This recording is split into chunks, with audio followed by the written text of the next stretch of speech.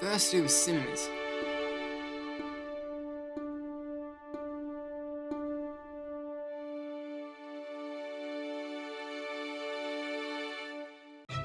Then television came along.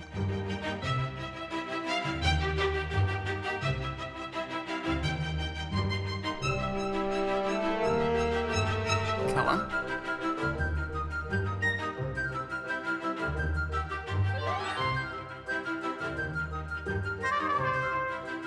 VHS arrived. The video store. And recording machines. The market in Australia is now estimated to be worth more than $20 million a year. In fact, some of the recordings have become so good that you often get the feeling that you're not watching them alone. The beginning of movie piracy.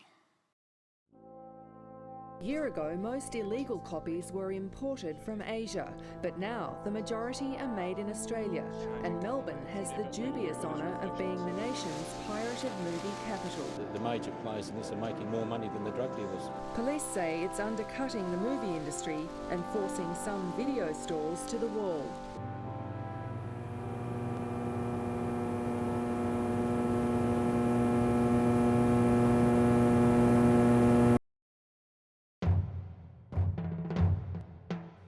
With the rising strength of the internet, and the film industry struggled to keep up with the rapidly changing marketplace, piracy and illegal downloading is snowballing dramatically. As a video store staff member, filmmaker, and lover of movies, I am concerned with its future. I am worried about where the industry is going, what the industry is doing to keep up with the times, and why people feel the need to download movies. I've decided to make this documentary to hopefully obtain some answers to these questions, not only for me, but also for other film lovers.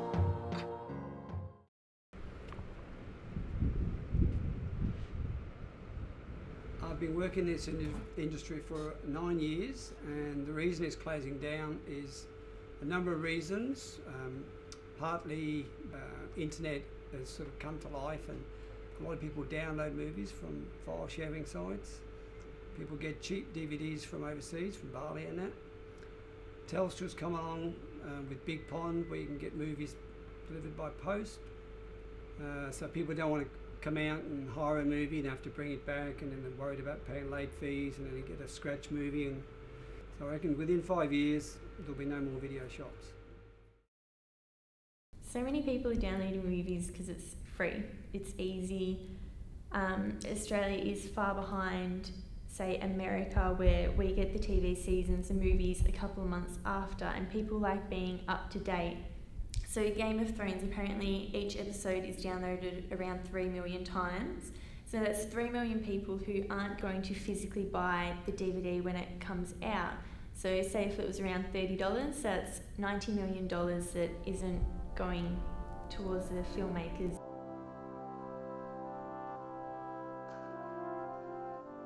And then there's customers who like to actually own the movies because they like building their collection. My collection's about 700 movies at the present time, around that neighbourhood, maybe a fraction more. And I do collect them because I enjoy good movies, and there's a lot of my favourites. And those are ones I like to keep. For example, like the James Bond collection, I've got every single one of those. They're things that I like to have. Why I don't download movies is because I prefer to go and buy them, and then I can own them. And I don't have to worry about, trying what sort of quality it is or anything. I know if I get a DVD that's produced, that to me is much better. Having my own collection, I can watch them as often as I like, when I like, and how I like. I'm an illegal downloader. I usually download a television show a day, or at least 2 or 3 movies a week. This terabyte hard drive here can probably hold about 1,000, maybe 1,200 movies at a time.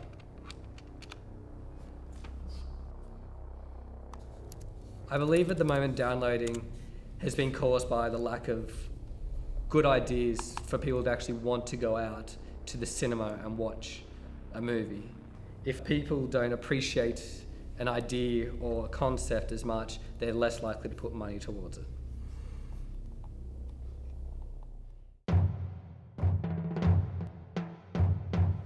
According to recent illegal downloading statistics, Australia has been given the title as the country with the highest piracy rate per capita. Authorities have attempted to educate the public with an anti-piracy advertisement. However, it failed miserably after being caught out using pirated music in the background, resulting in a very expensive court case. If something isn't done soon, video stores will most definitely collapse. Small vending machines are already beginning to take their place. Large movie renting franchises have joined this trend, planning to release their vending machines in the near future. To be honest, I think they're a terrible idea. They take your credit card details, and every day you don't bring that back, you're charged. So in that time, you could end up losing, $100 if you go away or you can't bring it back for whatever reason. Whereas in a video store, you can take it in and actually have that high level of customer service where you can, sort of make a deal and make it easier for the customer. I think they are taking away our jobs. And I went to one the other day and I had a Blu-ray and it came out scratched, and I didn't even think that was possible to scratch a Blu-ray that badly. There is a market for them because people sort of, especially in shopping centres, because people go into the shops to buy their groceries and the machine's there, so it's convenience. So as long as they keep their prices down, but a lot of people don't want to swipe their credit card. Yeah, I think they're good. I've seen the one working in Safeways and I think it does really well. Seems to be a lot of people renting movies from it. I have not used a video renting machine yet, and I don't think I will. By taking out the middleman, movie vending machines are just an attempt at a quick fix. In my opinion, they are doomed to a bitter end because they fail to offer anything new that illegal downloading and piracy cannot provide. The customer must also still leave their home. That being said, online renting websites also struggle. Netflix has successfully purchased exclusive licenses for high-budget, critically acclaimed TV shows, such as House of Cards and soon-to-be-released Arrested Development. However, they were still hit with a loss of $77 million in 2012.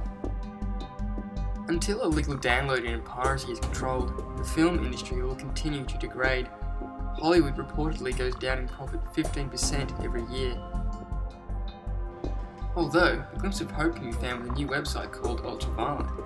It utilises the cloud, so any films purchased in a video store or online will be attached to a customer's own Ultraviolet movie library, which can be accessed from all devices that can be connected to the internet, laptops, tablets and smartphones for example. However, it is unclear if the website will take off because major film company Disney has rejected the concept.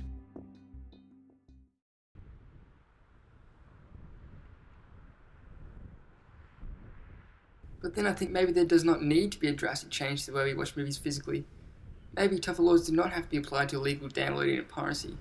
Maybe we just need to change the way we watch movies mentally. Maybe it's just a lack of respect for the industry that all current generations have always had access to. Maybe film lovers are causing their own demise. And therefore, maybe we just need to stop taking movies for granted.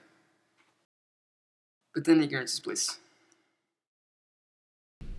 I think films will still be around in 50 years' time, but not as many, and then definitely not going to have the same budget that they have now. I think films will still be around, but I think it'll be, so far more advanced that you can go into a virtual world or something crazy, but there'll still be a sense of movies. In 50 years' time, I hope that films are still around.